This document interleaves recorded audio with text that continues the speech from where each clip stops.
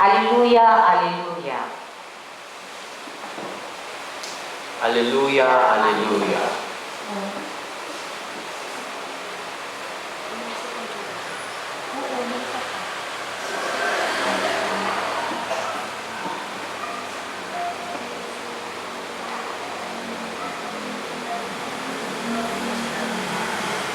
The Lord be with you. And with your spirit. A reading from the Holy Gospel according to Luke. Glory to you, O Lord. In the days of Herod, king of Judea, there was a priest named Zechariah of the priestly division of Abijah. His wife was from the daughters of Aaron. Her name was Elizabeth. Both were righteous in the eyes of God, observing all the commandments and ordinances of the Lord blamelessly.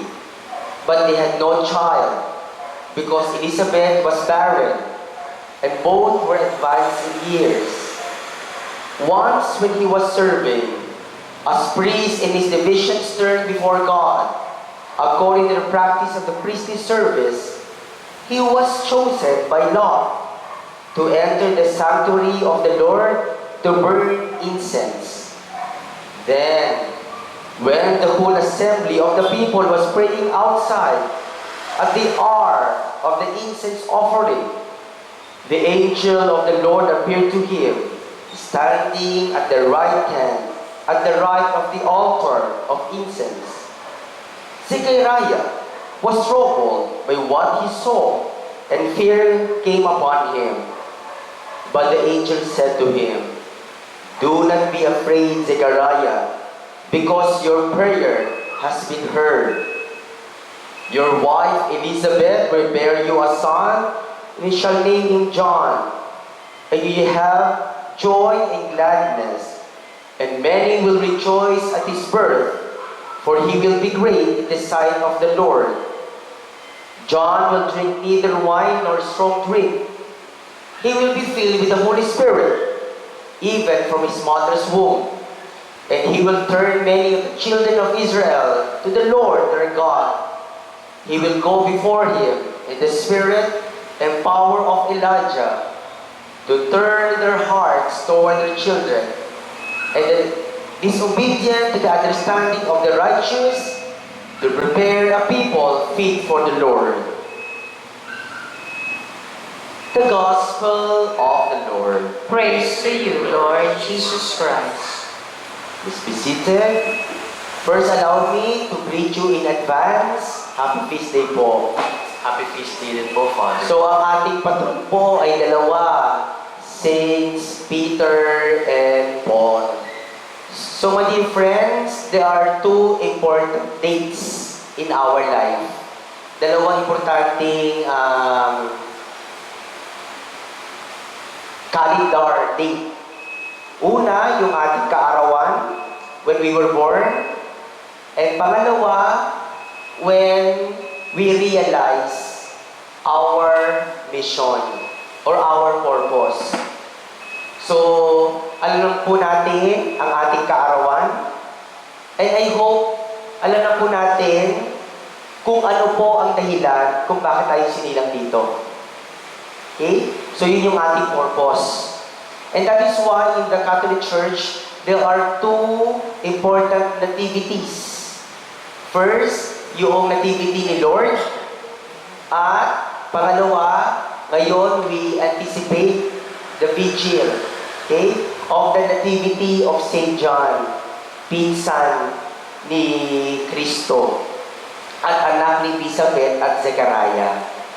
So, at alam po natin kung ano ang purpose, dahilan, kung bakit isinilang si Juan Bautista, okay, to guide us, to lead us patungo sa Lamb of God. Sabi nga niya, here's the Lamb of God. Okay? Walang iba kundi ang kanyang pinsan na si Jesus. At ano po ang kinalaman nito para po sa atin na nag-celebrate ng ating kapistahan? You know, ito pong patron natin, St. Peter. Meron po siyang susi na hawak. Yun naman po ang ating San Pablo, sword. Okay? So, alam ni Pedro ang kanyang role, ang kanyang purpose. Susi. Ibig sabihin nun, the keys to heaven. Yun po kasi ang bigay sa kanya ng Panginoon. Kaya naman po siya ang unang Santo Papa, isang patunay na siya po ang magagabay or leader. Hierarchy. Sabi mo hierarchy. Pag sabi po, hierarchy. Yan. In the Catholic Church, there is hierarchy. Okay? Merong bishop, merong priest, at merong deacon. Ayan. Ayan po yung mga hierarchy ng simbahan. Ayan. Ayan yung simbolo kay Pedro. At sa sword,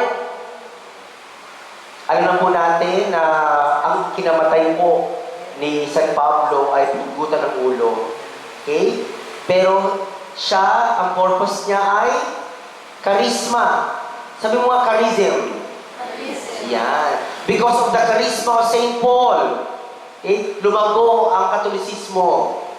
Kaya naman, nagpunta-punta siya sa iba't ibang mga cities at ang dami ng mga letters in the New Testament.